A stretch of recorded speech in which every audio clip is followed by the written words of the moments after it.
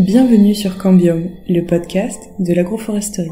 L'agroforesterie, le terme est nouveau, les pratiques sont aussi vieilles que l'agriculture. C'est un système qui est intensif en production de ressources, qui peuvent être alimentaires ou non, et finalement qui permet d'optimiser l'usage de ressources naturelles. L'agroforesterie, c'est remettre en interaction les arbres, les sols, les animaux, et rassembler les acteurs de l'agriculture et de l'environnement. Pour sortir de la dépendance au pétrole, pour accroître la productivité alimentaire, pour contribuer à la régulation climatique, l'agriculture a une arme puissante, c'est l'agroforesterie. Faire de l'arbre un allié de notre agriculture, c'est le principe de l'agroforesterie. Au travers de ce podcast, suivez Étienne lors de ses rencontres avec ceux qui la mettent en pratique au quotidien. Cette émission vous est proposée par l'Association française d'agroforesterie. Bonne écoute! De nombreux espaces pastoraux se sont refermés avec la déprise agricole ces dernières décennies. Comment s'y prendre pour réintégrer des animaux dans ces paysages? Et surtout, est-ce que cela a un intérêt pour les animaux et pour la gestion des forêts? Pour répondre à ces questions, nous sommes aujourd'hui avec Olivier Chandiou pour discuter de sylvopastoralisme dans un contexte méditerranéen. Olivier Chandiou est ingénieur forestier. Il travaille pour Alsina, qui est un gestionnaire de forêts privées. Bonjour Olivier, bienvenue sur le podcast. Est-ce que tu pourrais commencer par te présenter et présenter les projets sur lesquels tu travailles? Oui, bonjour. Je suis donc Olivier Chandiou, je suis ingénieur forestier de métier. Je travaille dans une entreprise qui s'appelle Alsina, qui est gestionnaire forestier pour des propriétaires privés. Et on est amené régulièrement dans le cadre de notre activité, qui est une activité qui se déroule essentiellement sur le sud de la France, enfin les espaces méditerranéens et de montagnes méditerranéennes. On est amené régulièrement à travailler avec des agriculteurs, des éleveurs, pour les aider à réaliser du pâturage en forêt, en fait, enfin à allier leur activité d'élevage avec la gestion des espaces forestiers dont ils sont propriétaires.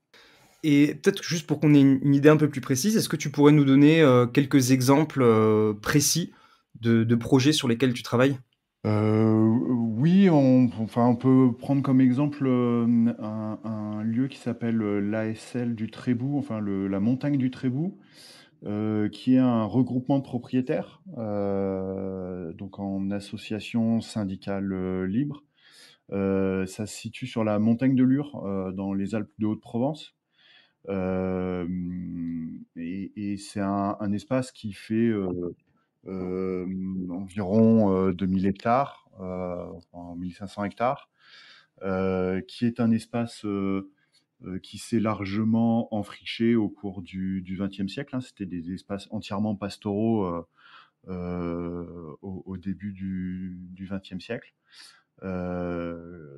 qui se sont boisés par abandon du pastoralisme après la Deuxième Guerre mondiale. Et sur lequel il y a eu un projet collectif de remise en valeur pastorale de ce secteur. Donc on accompagne maintenant depuis une quinzaine d'années les propriétaires de cette commune dans la gestion des espaces boisés et puis de la réouverture du milieu. Et du coup, si vous réouvrez les milieux, ça veut dire que derrière, vous trouvez des éleveurs qui sont déjà installés, qui mettent leurs bêtes, ou est-ce que il y a des installations qui sont dans ce cadre-là? Comment ça marche en tout cas l'articulation avec la partie agricole derrière? C'est une histoire qui a une quinzaine d'années, hein.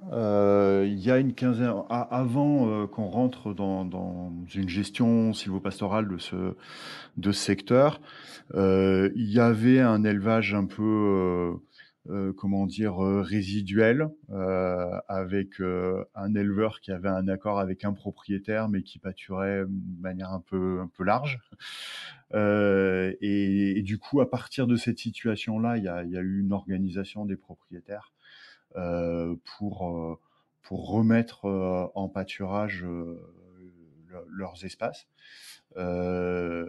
Donc un aménagement de l'ensemble de cette zone forestière qui a permis en fait aux bergers d'améliorer sa situation, enfin son implantation sur le territoire, de développer son troupeau, d'avoir une présence plus continue dans l'année. Et puis dans un deuxième temps, il y a un des propriétaires qui est également éleveur, mais qui pâturait sur d'autres territoires, des territoires plutôt de plaine, de réutiliser également ces territoires de montagne dont il était en partie propriétaire. Donc on part d'une situation où on avait un berger qui venait une partie de l'année à une situation où on a un berger qui est installé quasiment toute l'année et puis un éleveur qui a étendu ses territoires. Et pour qu'on se figure un peu le paysage dans lequel vous intervenez et juste les milieux que vous gérez, du coup, est-ce que tu peux nous expliquer un petit peu comment vous abordez, du coup, vous partez de cette demande de gestion, comment vous abordez la décision de quels espaces réouvrir, de quelles essences enlever, enfin, vers quoi est-ce que vous essayez d'aller? Ouais, alors sur le paysage lui-même, c'est un paysage de montagnes des Alpes du Sud, avec on a une altitude là qui doit s'étager de 600 à 1300 mètres d'altitude, avec un relief assez prononcé, calcaire, essentiellement du pin sylvestre, qui a conquis les territoires pastoraux. Il y a aussi des hêtraies qui sont en fait des noyaux forestiers plus anciens dans le paysage, et des chênaies. Du coup, sur la réflexion sur qu'est-ce qu'on réouvre, qu'est-ce qu'on redonne finalement au troupeau, elle se base pas mal sur qu'est-ce qu'on peut faire réglementairement. Enfin, la réouverture pastorale, elle peut être considérée comme du défrichement dans certains cas. Donc, le défrichement, il est soumis à autorisation, enfin, il est interdit en principe. Donc, il y a de l'analyse réglementaire, et puis il y a de l'analyse aussi de qu'est-ce qui reste comme potentiel herbacé sous les peuplements.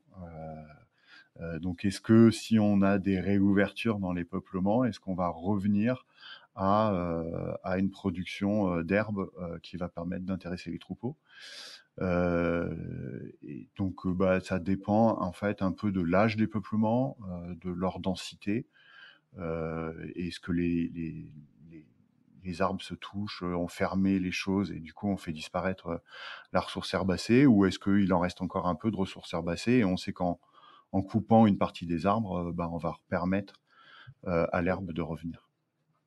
Pour comprendre depuis la perspective des animaux et de la perspective des éleveurs, quand vous réouvrez des milieux, qu'est-ce que vous recherchez? Est-ce que vous recherchez à créer des milieux de prairies ouverts, justement pour contraster avec les milieux plus fermés? Est-ce que vous cherchez à garder de l'arbre dans les parcelles? Comment est-ce que vous gérez cette interaction entre les animaux et l'arbre? Dans l'exemple avec lequel j'ai commencé, là, de la montagne du Trébou, les premières actions qui ont eu lieu, ça a plutôt été des actions de réouverture forte, de recherche de recréer des prairies ou enfin des pelouses à partir de zones qui étaient enforestées.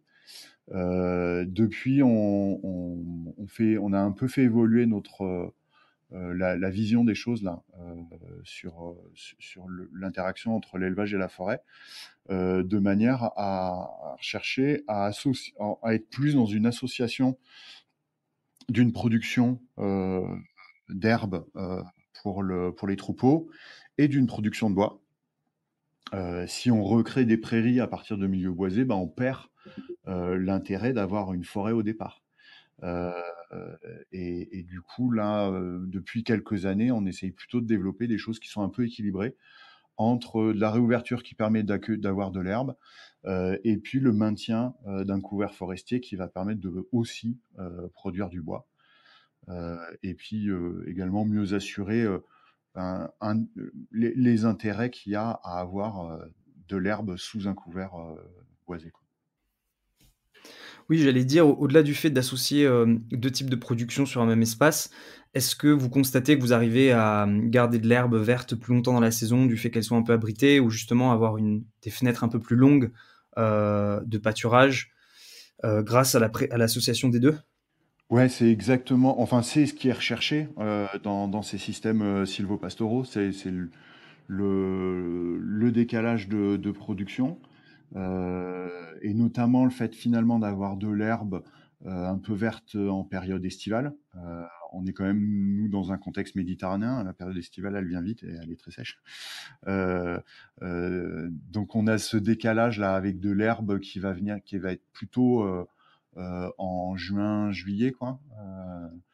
Et puis oui, ce maintien d'herbe verte sous le couvert des arbres, euh, qui permet à l'éleveur finalement d'avoir des quartiers qui vont plutôt être des quartiers de printemps ou des quartiers d'été ou des quartiers d'automne en fonction du couvert arboré. Je me demande, enfin, historiquement, la raison, pourquoi ces terrains s'étaient enfrichés, c'était, heu, je suppose la déprise comme dans beaucoup de régions, moins d'éleveurs.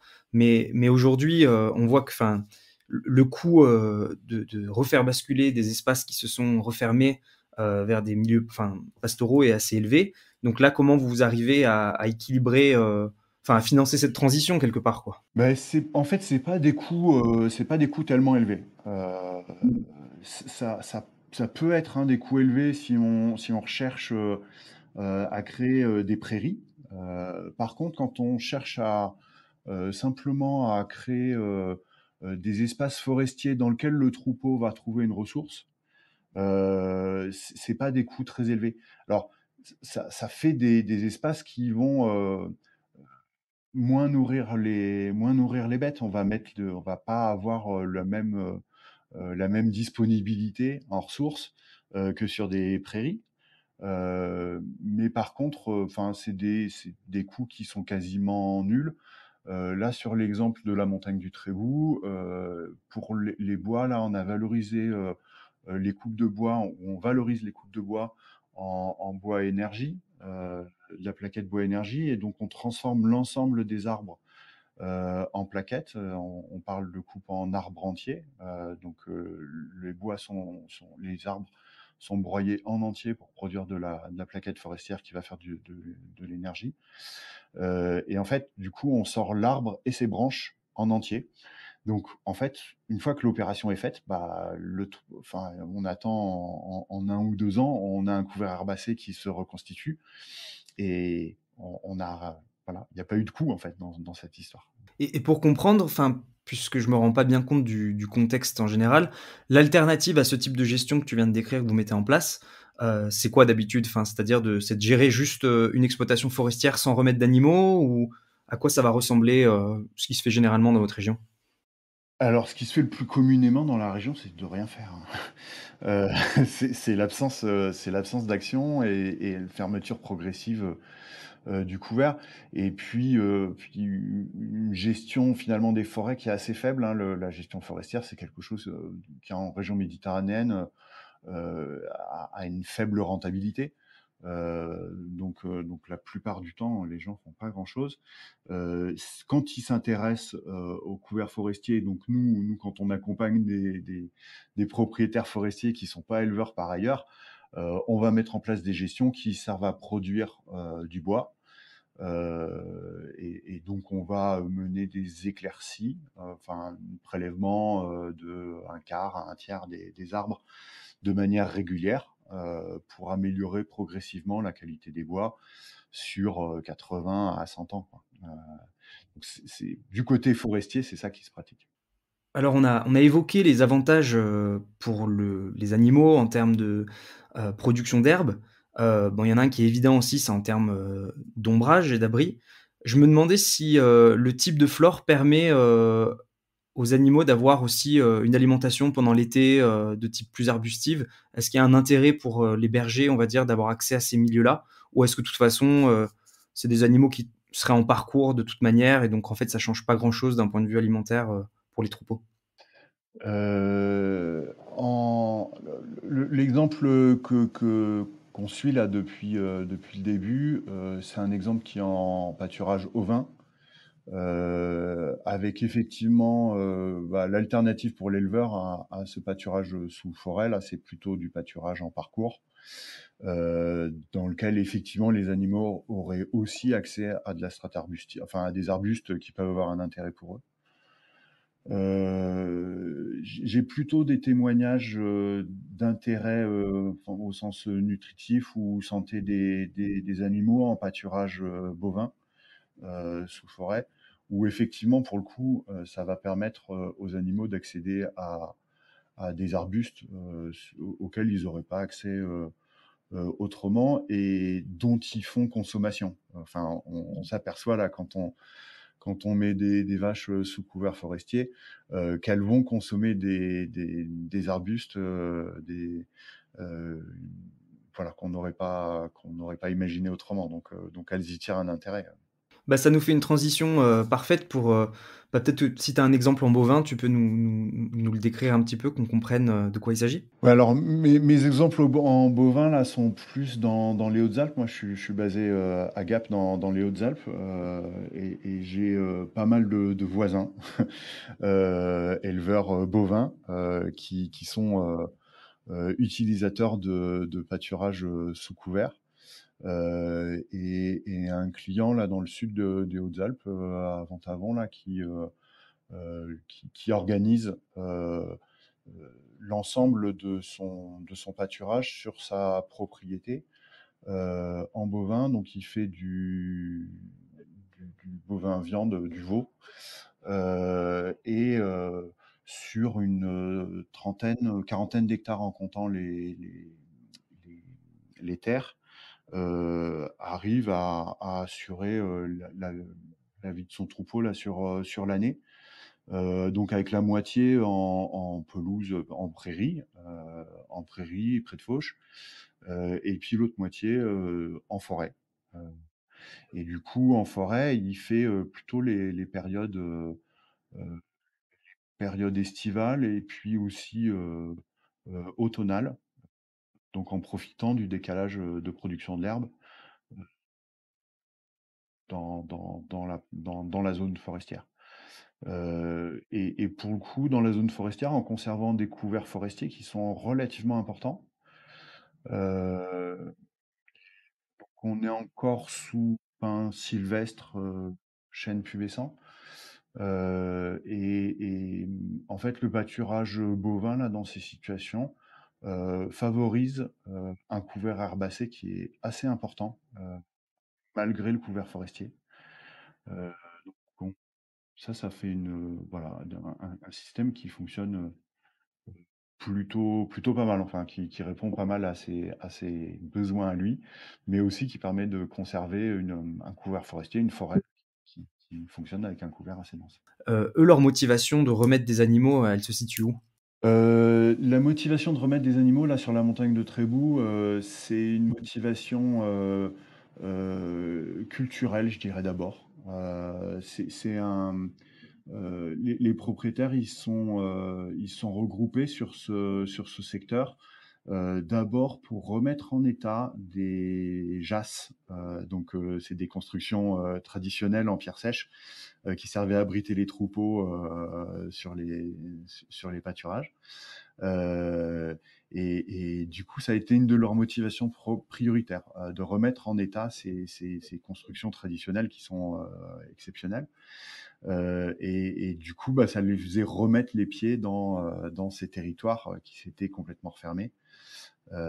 Et puis, il y a aussi une motivation à avoir une activité agricole dans le territoire. Et du coup, à remettre en place une activité.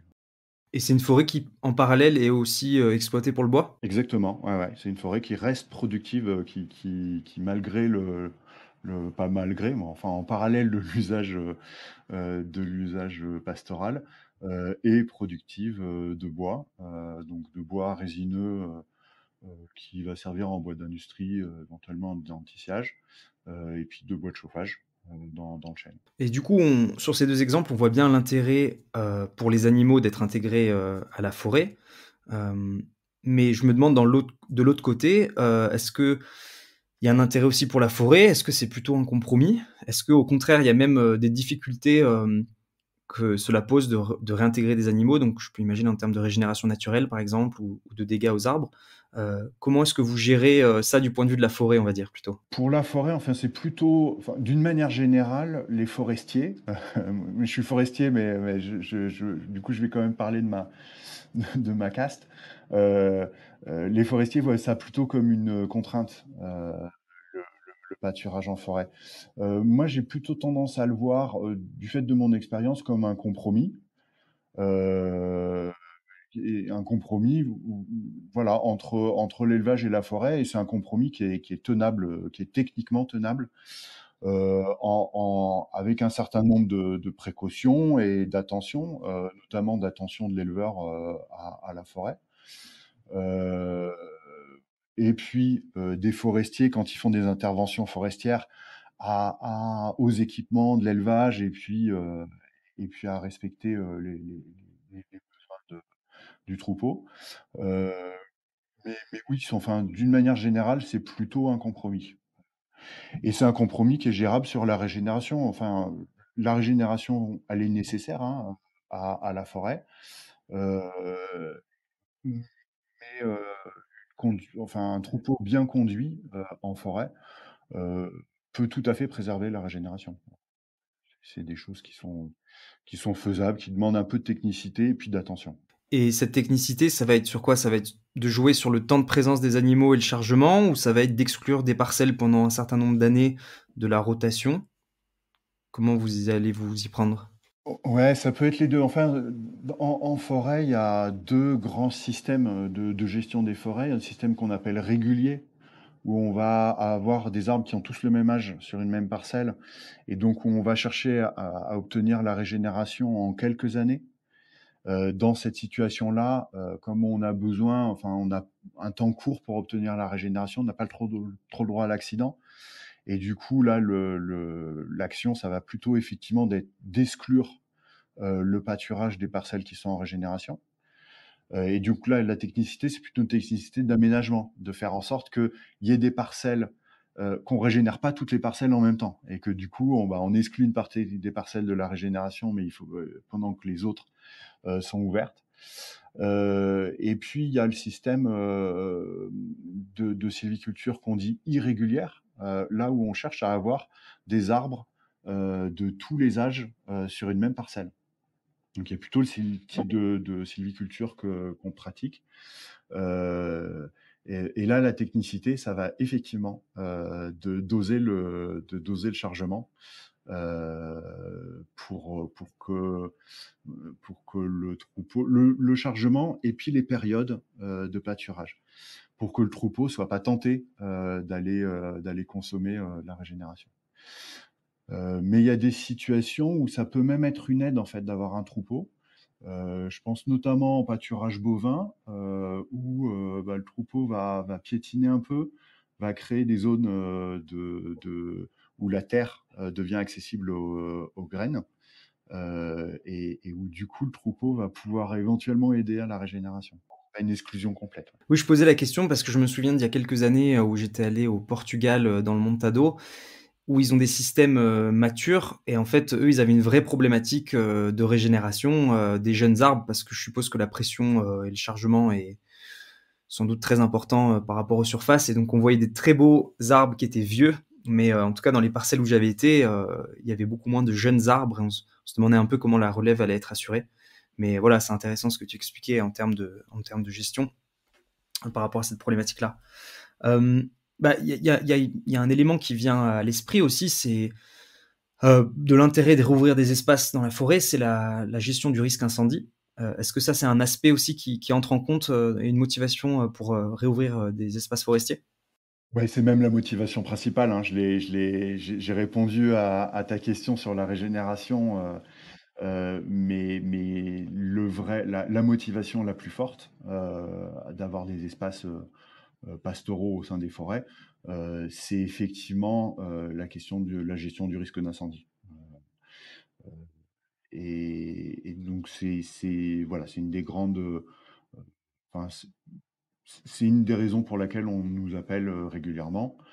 Dans notre travail, là, on intervient pas mal auprès de collectivités, plutôt dans les départements littoraux de la région méditerranéenne, pour gérer la question du risque d'incendie. Et ça fait partie des réponses qu'on cherche à apporter. La mise en place là, de systèmes pastoraux sur des secteurs sur lesquels la défense des forêts contre l'incendie est la priorité.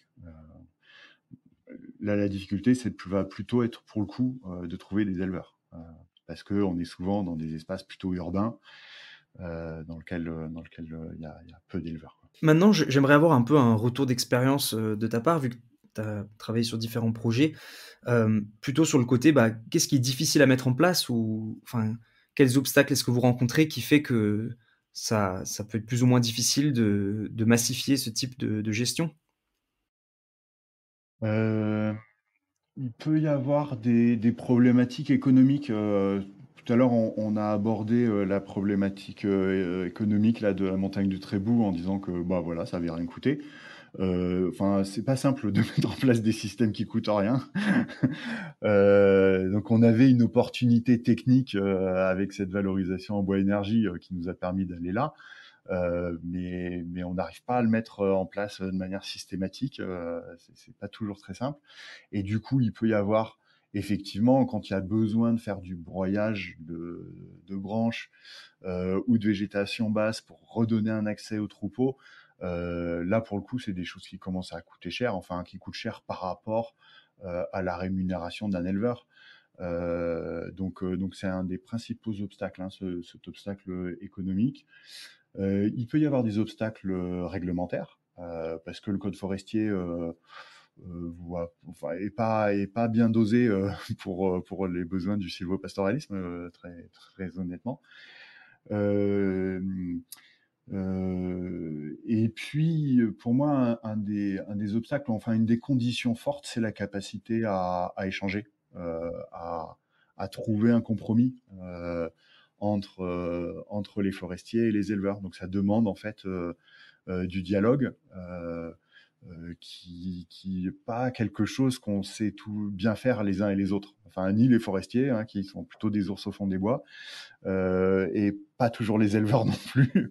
Donc cette capacité au dialogue, là, elle n'est pas toujours facile et elle peut faire des blocages. Eh bien Olivier, merci beaucoup. Merci pour toutes ces explications sur ces différents projets. Et merci d'avoir participé au podcast. Eh bien, merci également. Très, très content de pouvoir apporter des informations sur ce sujet. Ce que je retiens de nos échanges, c'est que dans un contexte méditerranéen, il y a un réel intérêt pour les troupeaux de pouvoir avoir accès à des milieux herbacés sous couvert forestier, tant pour leur confort que pour la ressource en herbe. Dans un contexte de lutte contre les incendies, cela a aussi un intérêt majeur pour les forêts. Si l'on veut garder une production forestière, cela demandera cependant une gestion technique des animaux pour préserver le milieu et la régénération de la forêt. Cet épisode de Cambium est déjà terminé, on espère que vous avez passé un bon moment en notre compagnie. Si vous souhaitez en savoir plus, rendez-vous sur notre site internet agroforestery.fr et sur nos réseaux sociaux. Ce podcast vous a plu ? N'hésitez pas à liker et commenter cet épisode et à le partager à vos proches. Abonnez-vous sur votre plateforme d'écoute préférée pour ne pas manquer la suite de notre aventure. À bientôt!